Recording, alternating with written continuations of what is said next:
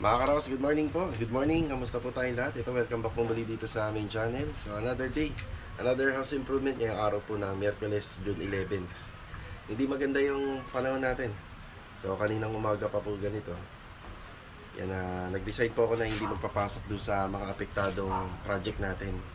So, syempre, yung sa Anyana, yun talaga, dahil sa exterior yung gawa natin.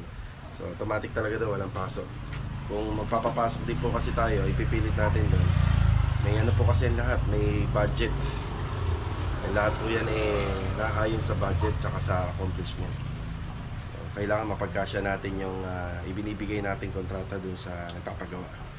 Tapos dito naman sa Riego de Dios project, may mga iilan ng pumasok. Pero kung sino na lang yung gusto, kasi syempre alam naman natin na pag nag-uwian na mababasa po sila. Tsaka yung project din natin doon lang sa interior ang pwedeng makagawa. Pero doon sa mga sa labas, medyo apektado. Si Kuya Alden pala, yung welder natin, hindi po siya makakapasok ngayon. Sobrang sama daw ng pakiramdam mo. Tapos yung mga project natin dito sa Phase 6 sa Lumina. So tingnan natin kung nakapasok lahat sila. Check natin. Mga karaw, sa update project tayo ngayong araw ng Miyerkules. Samahan niyo po muli kami ngayong araw na to. Enjoy watching po. Let's go. Tara. Nandito na tayo sa Riego de Dios project. Ayan, maulan na umaga po mga karohos. Tapos magandang umaga po pala sa aming mga client owner, kila Ma'am Catherine, tsaka kila Sir and family. Si Kuya Alden nga po pala, hindi po siya makakapasok ngayon dahil sumama yung pakiramdam niya. So ito, inaasahan ko na yon. Kaya nga sinabihan ko sila na nakaraan. Kasi pabugso-bugso po yung ambon at saka yung ulan. Tapos syempre nababasa sila. So ayan na po yung mga nagagawa dito. Yan, pinasabihan ko na lang siya doon sa kapatid niya na si Kuya Alvin, yung nagde-deliver dito, na bilhan na lang ng gamot. At saka kung ano man na pwedeng makatulong sa kanya. Yan. Pakisuyo na lang tayo kay Kuya Alvin. Bale, ito mga karos, dala natin si Honor Type Jeep. Bibili rin po ako ng tiles. Tiles po para doon sa mga kulang na tiles na pinahabol ni ma'am doon sa project natin sa Phase 6, yung sa ginagawa ni Bilog. So may on-hand na tayo ron, dadagdagan na lang po natin. Merienda. Carol, good morning. Morning, merienda na. Nagpapabaklas tayo ng scaffolding, kailangan ko lang ng 2 set. So kaya dala natin to Honor Type Jeep. Dadalhin po natin yan sa Anyana. Pero sa Anyana po kasi walang gawa. Bali, kahit nandito lang po muna sa top load natin, para bukas may hatid natin. So may gate pass naman na yan. Yan na. Kaya kahit ilang araw pa lumipas, pwede po natin mai-deliver yan. So wala tayong delivery dito ngayon. Sapat na po muna yung kahapon. Rusty, good morning. Good morning, good morning po. Ang trabaho natin dito, wall plastering. Pero dito talaga sa labas, wala tayong aasahan na trabaho muna rito. Actually sa hollow blocks baka magkulang pa to. Yan, yung iba kasi rito D5 tsaka D4. So ang kailangan natin na pang-asintada dyan D5. Kaya hindi pa po namin to naasintadahan gawa ng yung ano po kasi, ayan yung kuryente natin, yung supply. So kailangan pa po kasi natin yan. Yan na. Bali may bubong naman kaya yung mga simento nilipat na namin dito. Pero ano pa rin po yan, patong sa hollow blocks. Tapos dito yung demolition, pinatutuloy natin. Plastering, ayan, nandito. Okay, Sandy, good morning po. Yan, pinapatibag na po natin to. Tapos ito rin sa TNB, paisa-isa, pinapadismantle na po natin yung lumang tiles, hamba. Ayan. Tapos dito yung plastering. Yan, nandito na po sila sa taas ngayon. Yan, basta pag umuulan, isa ito sa mga pwedeng gawin dahil hindi naman apektado yan dahil may bubong tayo. Bin, good morning, Bin! Good morning! Ayan si Marvin. Yan, nagpabaklas po tayo ng scaffolding dito. Kaya Sandy, yung cross braces, kung ilan, dala ka. Maglagay ka dyan. Yan na.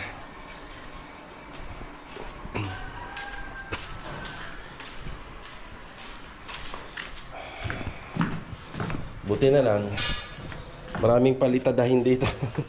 Kung hindi, baka wala tayong pasok. Simpleng ano pa lang po yan. Simpleng ulan pa lang at bagyo yan. Paano pa kaya yung mga malalakas na bagyo na? Tsaka kay Kuya Richard, good morning.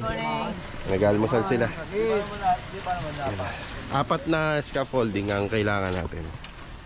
Yan, para sa niya. Tapos ito, siguro apat din. Kuya, kulang pa isa, no? Isa pa. Ito muna yung update natin dito. Demolition plus yung ano natin, wall plastering. Yan, pinagtutulungan nila. Hinto muna yung mga welding jobs. Hinto muna. Yan, sana gumaling po kagad si Kuya Alden. Napakadami pa po natin gagawin dito. Yan.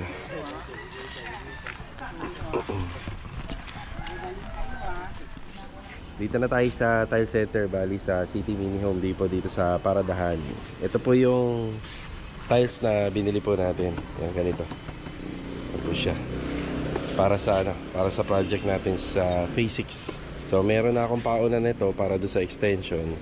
Tapos nag-usap na lang kami ni client na sabi ko, ganito na rin po yung bibilin para do sa floor area kasi meron na tayong paunan binili. So ang layout naman nun, pagpasok ng sala hanggang kusina, ito ang makikita natin sa floor area. Porcelain tiles, double coated. Yan. Mga 10 box kailangan natin. 10. Okay, ito yung ating tiles. Bali 10 box. Kaya kaya ng owner yan kahit may karga tayo dyan sa taas. Ayan mga karaos, pabugso-bugso yung ulan. Yan, maraming salamat naman sa panahon kasi pagdating natin dito, yan, tumigil po yung ambon at ulan. So ito na yung tiles na karagdagan para dito sa floor area. Yan, good morning Adonis, good morning. Morning. Epoy, good morning. Good morning. Kay Bilog, good morning Log. Good morning. Oh, meron tayong dayo. Lumipat nandito ka, good morning. Oh. Kailangan mo ng alam tubo. Tapos yan, nagpa-deliver na tayo ng adhesive dito. So ito yung tiles na tinutukoy ko. 60 by 60 porcelain ivory po siya. Yan, tutuloy na po yan hanggang dito po sa dulo. Dire-diretso na po siya. Yan. Tapos pinapa-clear pa po natin yung ibang may halo pa. Kailangan po yan matanggal lahat. Ang pinababa lang, bali pinapababa lang po natin yung mga tiles. Ayan. Hindi ka na mahirapan dito po, nabistay nyo na yung mga buhangin eh. Dire-diretso na yan. Tapos dito nga pala sa project natin sa Block 14. Yan, may mag-install dito ng aircon. Pero yung sa outdoor magkukulang po lang ng isa kasi hindi pa po namin nagagawa yun doon sa may bintana. Ngayong araw pa lang po gagawin. Magiging disenyo po ng outdoor. Pareha pong nandyan sa may ilalim ng bintana. Ang pareha po nandyan. Yung parang kaganon sa kabila. Yan, bali shoutout nga po pala sa grupo ni Sir John nandito sa mga gusto magpakabit ng aircon. Yan, naghahanap kayo ng trusted, magaling at matibay gumawa. So ito, sundan nyo lang po tong page na to. Yan, sa mga nagpapagawa po ng bahay, gusto magpakabit ng aircon. Good morning kila kuya. Yeah, good morning po. Yan, good morning. Yan, ano ba ang brand na ikakabit natin kuya? Yan, pakipaliwanag. Yeah. Ayun na, naghanap na ng backup. Okay, sige. Ano po to? Midea. Bali, split type na siya. Ano ba to? Double inverter. Double inverter na 2.5. 2.5 ba o 2? 2 HP dito sa dito sa pinakasala. Tapos 1 HP dun sa taas. Yun, sa taas. Midea. Number 1 na ngayong taon na brand ng aircon. Napakaganda po niya. So medyo may mga komplikado lang tayo sa installation ng copper tube dito. Pero meron naman pong nabibili na moldings. Yan, or pang cladding na pwede natin maitago yung copper tube. Siyempre yung design na ng bahay, ganito na inabot natin. So ang plano niyan, gagapang yung copper tube. Tapos dito na sa bubong. Tapos may nakabang na kami ng linya ng release ng tubig dito. sa overflow kapag nabuksan na po yung aircon. So ito, pinatanggal na po natin yung bintana. Ang mangyayari nito, doon ibababa natin ng 10, no? 10 cm. So sisinsilin namin.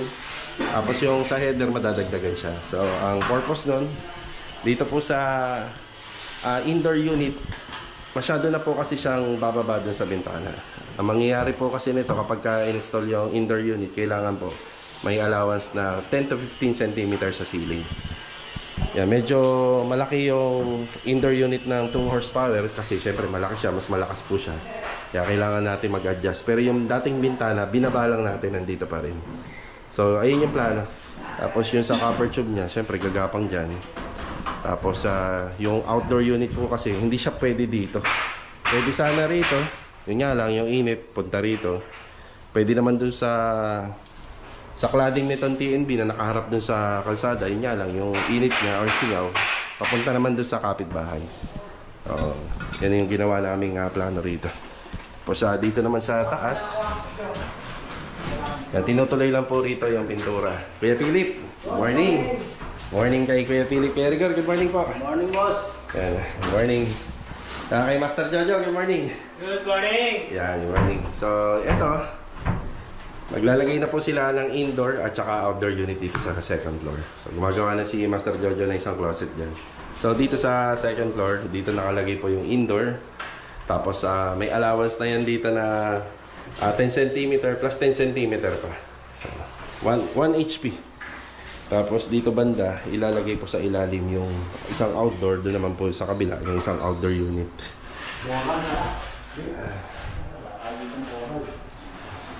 Kuya, mga kailangan natin, masking tape, boral at saka sanding sealer. Isang sakong boral lang po. Ay, isang sako. Sige, sige, sige.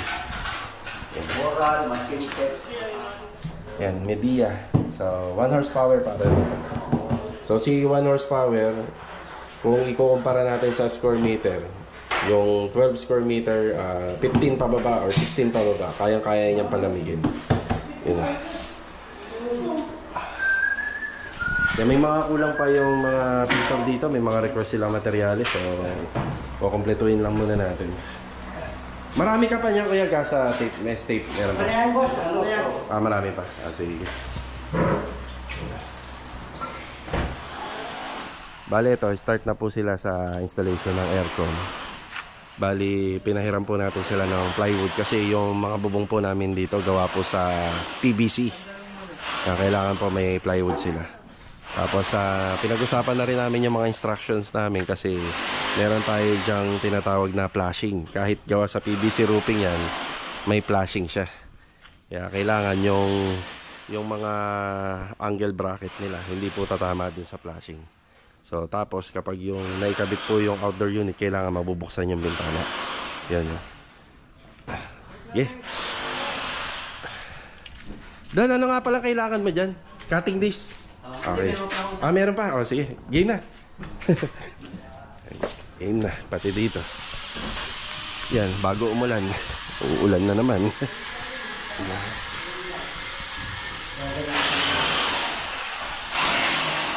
Nasa phase 6 pa rin tayo.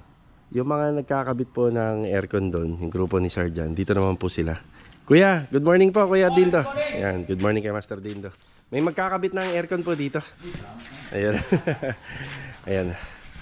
Yung ano po doon, yung installation ng aircon doon, may mga ano siya, may mga konting adjustment. Kasi syempre, according sa plano, madadagdagan po yung haba ng copper tube niya.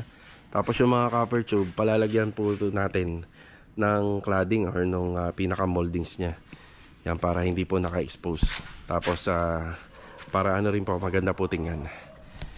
Okay, dito sa project natin dito, ano na, general cleaning. Ang pagkatapos nito sa floor area, general cleaning, application na ng tile grout. Yan na, nabalik na ni Kuya Dindo sa original. Diba? Anong sikreto nito, Kuya? Muriatic acid. Yan kahapon, yan bago mag-uwian, napanood nyo. Yan.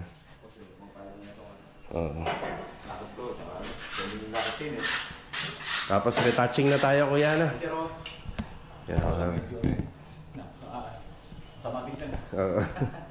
Kaya, para malinis na siya. Kita nyo, ang ganda na kagad. Update dito, nagtanggal na rin po kami ng paunti-unti ng basura, kalat. So ito ano po to, konting panambak. Tatanggalin na po natin yan. Tapos may magkakabit na nga po ng aircon. Bali ang kakabitan 2 kwarto. Kumbaga yung plano na ginawa po dun sa kabila, parang ganun din yung gagawin dito. Yan, nakaslab naman po yan, kaya wala na po silang iilagan dito sa mga project natin. Bali sa harapan lang talaga, kaya nagpalagay tayo ng plywood. Pero pagdating sa likod, nakaslab naman yan, kaya po hindi sila mahihirapan mag-install dun sa likod. Ay mga karos, after break time po, bali dadaan po tayo ng Anyana Bel Air East. Yan, dadaan pa rin po tayo doon kahit wala pong gumawa ngayong araw. Tapos shoutout nga po pala kay Ma'am Elise Vili from San Pablo, Laguna. Tapos babalik po tayo sa project natin sa Phase 6 para makapagbigay ng update regarding dun sa mga aircon na pina-install po natin ngayong araw sa grupo po ni Sir Jan. So, let's go! Tara! Mga karos, nandito na tayo sa Anyana Bel Air East. Yan, salamat naman at hindi po umuulan ngayong oras. So, ang time check natin is 1:30 na. 1:30 ng hapon.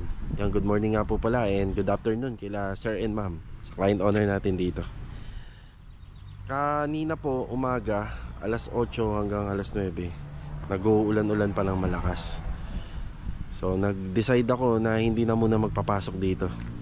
Siyempre yung concern din natin dun sa mga tao. Hindi po kasi stay in yung mga gumagawa dito. Pero kung stay in lang, maaaring sila na po magdesisyon kung papasok po sila or hindi. Pero uwian po kasi yung tropa rito. Tapos kadalasan yung iba pa ay nagbabike. Yan, dito po papunta sa Bagta, sa area namin hanggang dito sa Anyana. May dumating tayo na hollow blocks. Bali nasa 200 to na D5. Magagamit pa po natin sa cladding dito sa harapan at saka dito sa sintada sa gilid.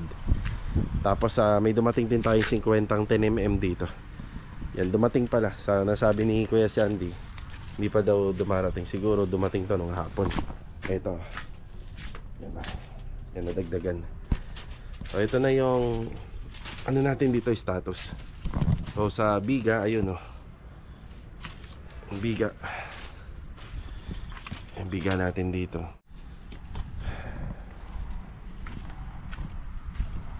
Yan na. Gamit natin. Tapos meron na tayo yung pang lintel beam para sa mga windows sa bintana. So doon sa side hindi na magkakaroon ng bintana dyan, tsaka dito sa likod.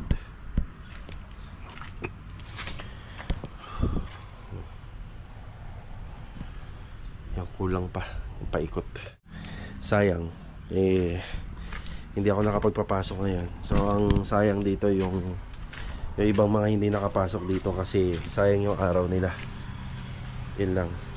So pakahirap din kasi magdesisyon dahil may balita naman talaga na bagyo. Pero ako isa nanigurado lang. Nanigurado lang tayo dahil hindi lang naman yung sa manpower din naman ang maapektuhan, pati yung kalusugan din ng mga gumagawa. Yan, apektado din. Okay, ito na po muna yung update natin dito. Yan na.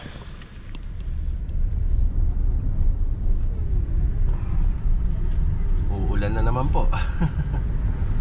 Hindi mo nga talaga masabi yung weather.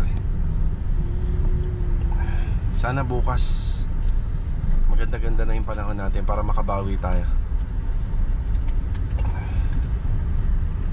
Yan, diretso na tayo sa Phase 6. Yan, bali 2 unit po yung kinakabitan nila ng aircon. Yan, update tayo ron. Tara. Nandito na tayo sa Phase 6. Bali sa 2 project natin dito na Athena, pareha po at sabay nagpakabit po ng aircon. Bali tig 2 aircon po yung pinakabit dito. So parehang split type. Tapos yung tungkol sa aircon dito sa 1 kwarto dito sa first floor, ihahabol na lang ni client yan. So dito naman ang ipinakabit ni client is sa Carrier brand. Bali split type din siya. So check natin. Inverter din po ba to, sir? Inverter. So ilang horsepower? 1 horsepower lang ba? Oo, sir.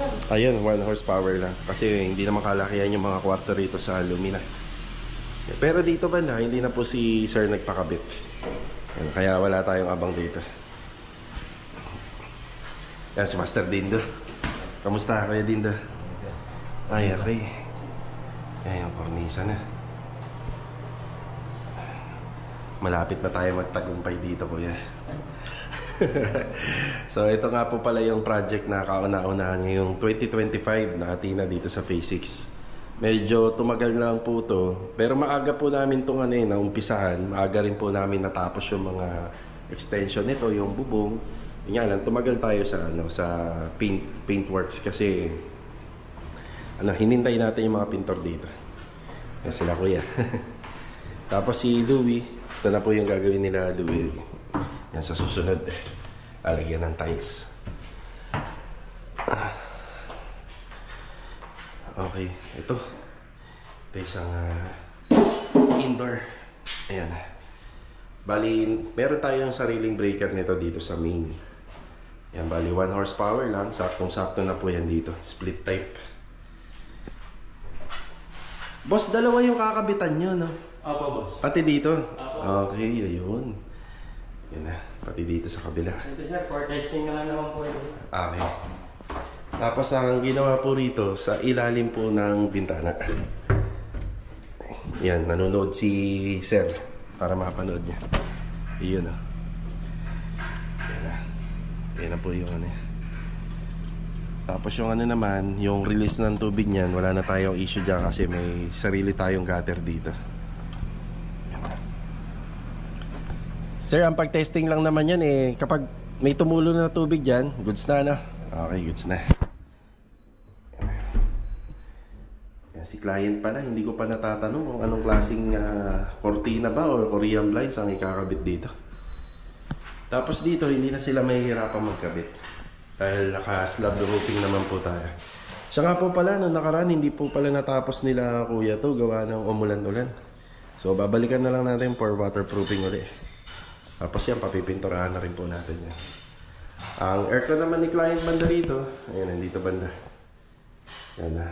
So hindi namin isinasagad dyan kasi may opportunity pa maglagay ng cabinet. Pero iwas na po natin, lalagay lang namin dito banda sa gitna. Yan.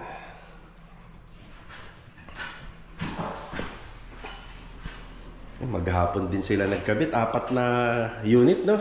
Opo, boss. 4 na aircon. Maghapon din palang nito, kabitan. Meron pa silang isa rito. So, panigurado. Abuti na po sila na hanggang uwian nito. Yan, alas 4 na. Siguro abuti sila rito hanggang alas 5. Meron po kasi kailangan ng mga time ground dito. Time ground. Okay. Gray. Gray tayo, gray. Okay. Sige po.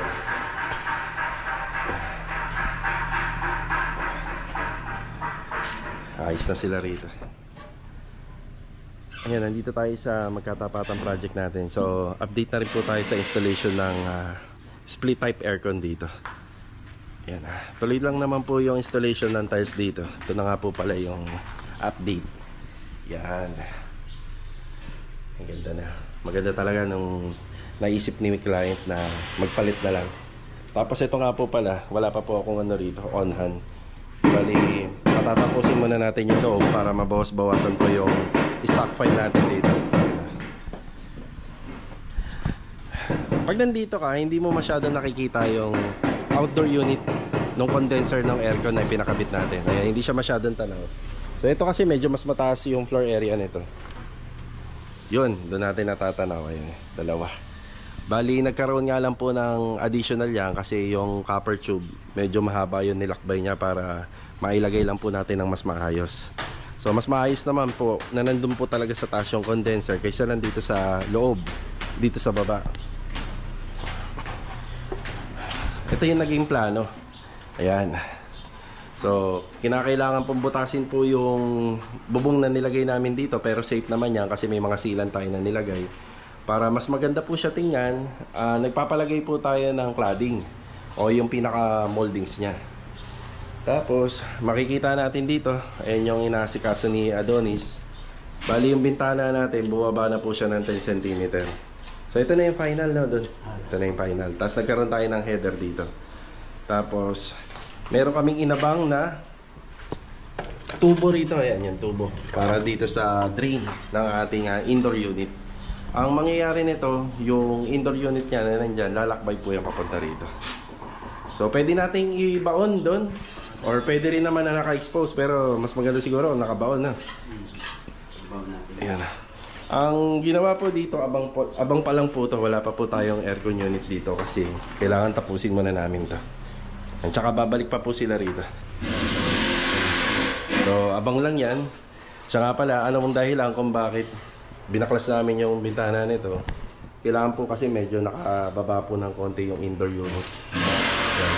Standard 10 to 15 cm that nakababa sa ceiling. Ayan. Wow, mandiwanag.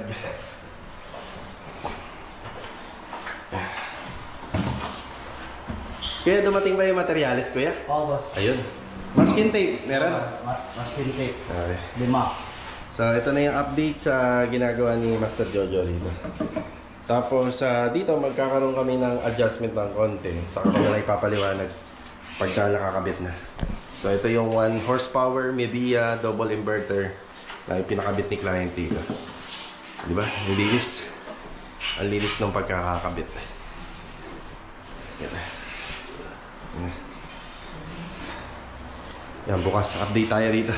Medyo masikip. Kuya Philip, yung baba. Baka biglang pumunta sila Batang.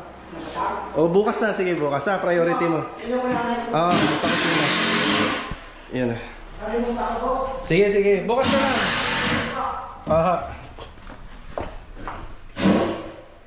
Ito yung tinutukoy ko kay Kuya Philip. Kasi baka biglang dumating sila Master Batang. So hanggang dito. Yan. Kahit yan lang po muna ang mamasilyan. Malagyan ng primer.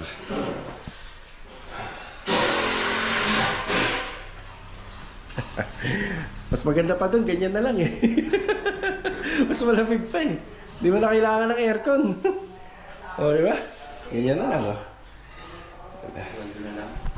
Kasi ito yung pinagawa natin kay Master Jojo. Bali, wala na po siyang wala na po siyang cabinet handle. So, ginagawa lang naman dyan 45 degree cut. Tapos, medyo may allowance dito para kasya yung kamay. Ayan. Tapos, sadya po itong open para yung hindi nakakailang kasi medyo dikit na sa pinto. Tapos, wala na tayong nilagay na cabinet handle nga. So, para hindi na rin po nakakailang. Hindi na siya sasabit.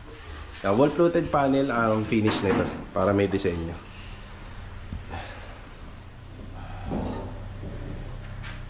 Yung naging additional nga pala rito sa copper tube, nasa 6 feet din. 6 feet pataas.